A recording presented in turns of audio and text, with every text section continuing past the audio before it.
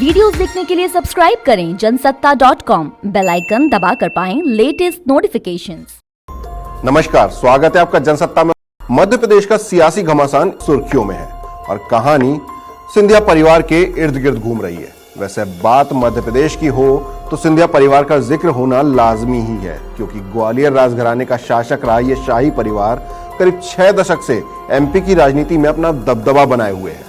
इस रिपोर्ट में हम रूबरू होते हैं इसी शाही परिवार से, कैसे सिंधिया परिवार ने राजनीति में कदम रखा और कैसे उन्होंने कांग्रेस व बीजेपी में अपनी पकड़ मजबूत की। राजे रजवाड़ों का दौर भले ही बीत चुका है, लेकिन सिंधिया परिवार के सदस्यों को वोटर्स आज भी महाराजा या महारानी के खिताब से नवाजते हैं। खास तौर पर ग्वालियर चंबल रीजन में आज भी यही परंपरा है। सिंधिया परिवार के सदस्य भले ही मंत्री ना हो, लेकिन उनका शाही खिताब आज भी बरकरार है।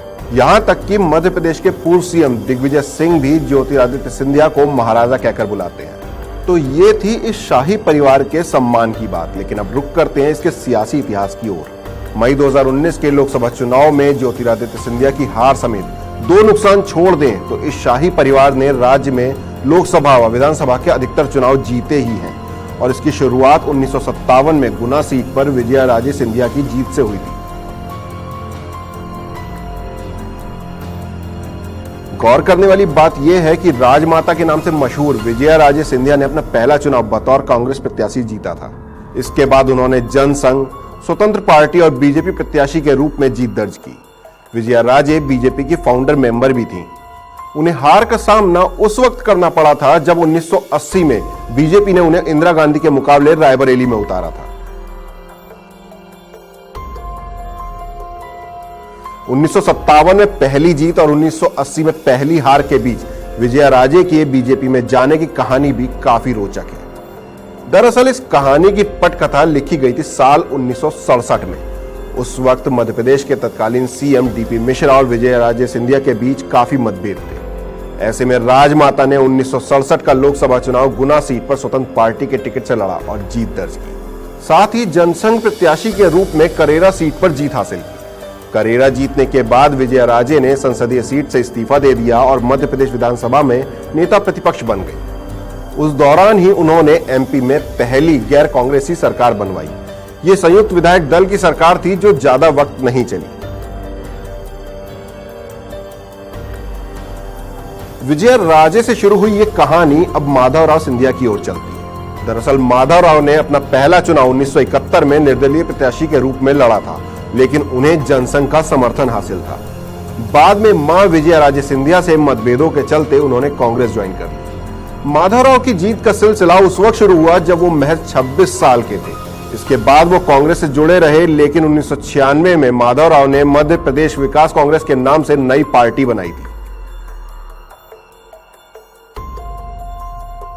अब हम ज्योतिरादित्य सिंधिया के बारे में बात करेंगे। ज्योतिरादित्य की राजनीतिक एंट्री 2001 के उपचुनाव में हुई थी। ये सीट एयर क्रैश में उनके पिता माधवराव सिंधिया की मौत के बाद खाली हुई थी। इसके बाद ज्योतिरादित्य ने 2004, 2009 और 2014 में लोकसभा चुनाव जीते, लेकिन 2019 में उन्हें केपी यादव के मुकाबले हार का सामना करना पड़ा।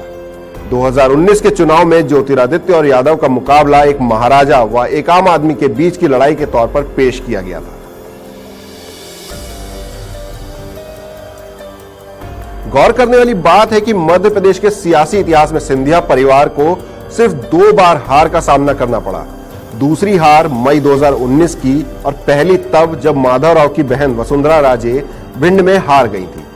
ये वो चुनाव था जो इंदिरा गांधी की हत्या के बाद लड़ा गया था। उस दौरान पूर्व पीएम अटल बिहारी वाजपेयी भी माधवराव के सामने ग्वालियर में हार गए थे।